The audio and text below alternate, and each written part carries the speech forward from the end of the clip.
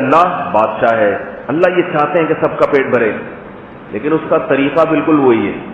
کسی کو خود دے دیتے ہیں جیب میں اور کسی کو کہتے ہیں اس کا بھی خیال کرنا. اب عید منا رہے ہو, خود تو اچھے اچھے کپڑے پہن کے نکلو گے, خود تو کھاؤ گے پیو گے, محلے میں بہت سے غریب لوگ بھی ہوں گے, تو ان کا بھی خیال کرنا, ان کا بھی خیال کرنا. تو امام ابو حنیفہ رحمہ اللہ تعالیٰ فرماتے ہیں کہ اصل میں جو اللہ نے صدقہ فطر واجب کیا ہے وہ اس لیے کہ رزق کی جو ذمہ داری اللہ نے اپنے ذمہ لی ہے, اللہ اس ذمہ داری کو پورا کرنا چاہتے ہیں. اور وہ ذمہ داری آٹا نہیں ہے, وہ ذمہ داری کھجور نہیں ہے, وہ ذمہ داری رزق ہے. رزق بنیادی بیسک ضرورتیں, اور وہ ضرورتیں پیسوں سے پوری زیادہ ہوتی ہیں. آٹے کی نسبت آٹے سے اتنی پوری نہیں ہوتی جتنی پیسوں سے پوری ہوتی ہیں. نہیں آ رہی میرا خیال ہے بات. اب سوال پیدا ہوتا ہے کہ جب وہ ضرورتیں پیسوں سے زیادہ پوری ہوتی ہیں, آٹے سے اور کھجور سے اتنی نہیں ہوتی جتنی پیسوں سے, تو پھر اللہ پیسوں کا ذکر کر دیتے قرآن میں. بہت مشکل ہے بات سمجھانا بھائی.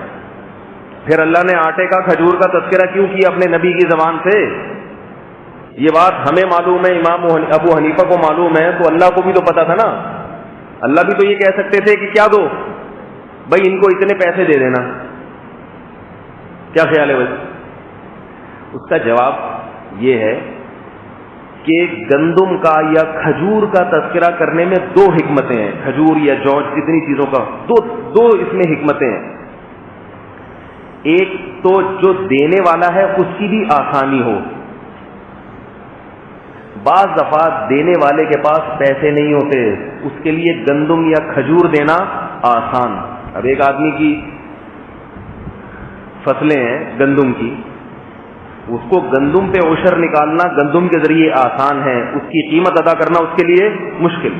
عشر میں بھی یہی اختلاف ہے. جب فصل کی کٹائی ہوتی ہے اور اس کا عشر نکلتا ہے تو دیگر فقہا کیا کہتے ہیں؟ قرآن مجید نے کہا آتو حقہ یوم حصادہ, جب کھیتی کٹے گی تو اس میں اللہ کا حق نکال کے رکھو. اللہ کا حق کھیتی پہ کتنا ہے؟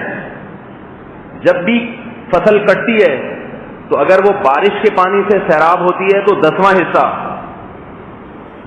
اس میں سے نکالنا پڑتا ہے, اور اگر ٹیوب ویل کے پانی سے سیراب ہوتی ہے تو 20واں حصہ. اب یہاں بھی دیگر فقہا کہتے ہیں کہ گندم کا عشر گندم ہی سے دینا پڑے گا, کیونکہ اللہ نے قرآن میں فرمایا کہ اللہ کا حق اس میں سے اس کے اندر سے نکالو. تو گندم کے اندر سے کیا نکلے گی؟ گندم. جبکہ امام حنیفہ کہتے ہیں کہ جو گندم کا عشر جب نکالو گے تو اس گندم میں جتنا گندم آ رہی ہے اس کی قیمت بھی دے سکتے ہو. سمجھ رہے؟ تو یہ گندم کا تذکرہ کیوں کیا, پھر قیمت ہی کا ڈائریکٹ اللہ نے تذکرہ کیوں نہیں کر دیا؟ وہ یہ بیان, اس میں حکمت یہ ہے کہ دینے والے کی کو بھی آسانی, کہ وہ گندم کے ذریعے بھی ذمہ داری سے سبکدوش ہو سکتا ہے, کیونکہ اس زمانے میں کرنسی کا اتنا رواج نہیں تھا. زیادہ تر خرید و فروخت اسی طرح سے ہوتی تھی, آپ کو میں نے آٹا دیا اس کے بدلے میں آپ سے دال لے لی. یہ تو اب کیش رقمیں تو اب دنیا میں رائج ہو گئی ہیں. اب اگر اس کو مجبور کیا جاتا کہ گندم کی قیمت ہی دو, تو پہلے وہ لے جا کے گندم مارکیٹ میں بیچتا, پھر اس کی قیمت آتی, پھر وہ پیسے ادا کرتا. یہ اتنے لمبے پروسیس سے گزرنے سے بچانے کے لیے, اس پروسیس سے گزرنے سے بچانے کے لیے اللہ نے کیا کر دیا کہ چلو بھائی گندم سے بھی ادا کر سکتے. اور دوسری حکمت یہ ہے کہ پیسوں کا تذکرہ ڈائریکٹ اس لیے نہیں ہے کہ یہ بتانے کے لیے کہ پیسے کتنے دینے ہیں, اس میں معیار وہ گندم اور کھجور اور جو ہے. اور یہ معیار اس لیے کہ گندم, جو اور کھجور قیامت تک اس کی ضرورت انسان کو رہے گی, اور ان کی ویلیو کبھی بھی ڈاؤن نہیں ہوگی. نہیں آ رہی بات میرا خیال ہے.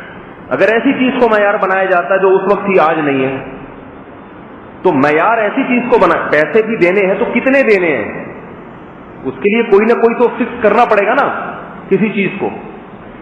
اب گندم کو اس لیے بیان کر دیا کہ بھائی 2.25 کلو گندم جب کہا جائے گا تو اس کا مطلب یہ ہوگا کہ آپ کسی بھی دور میں جب کسی کو پیسے دیں گے تو اتنی کم از کم دیں کہ اس سے 2.25 کلو گندم خرید سکے وہ. اور یہ گندم بنیادی ضرورت ہے انسان کی, اور اگر وہ یہ محسوس کرتا ہے کہ مجھے گندم نہیں چاہیے تو کچھ اور خرید سکے پھر وہ، لیکن اگر اس کو روٹی چاہیے ہوگی تو روٹی تو کم از کم خرید سکے گا۔ تو معیار متعین کرنے کے لیے کہ معیار پیسے اگر دینے بھی ہیں تو اس کا کرائٹیریا یعنی اس کا معیار کیا ہے، تو وہ جو پیمانہ ہے، پیمانہ جو معیار ہے وہ گندم، کھجور اور جو کو قرار دیا ہے۔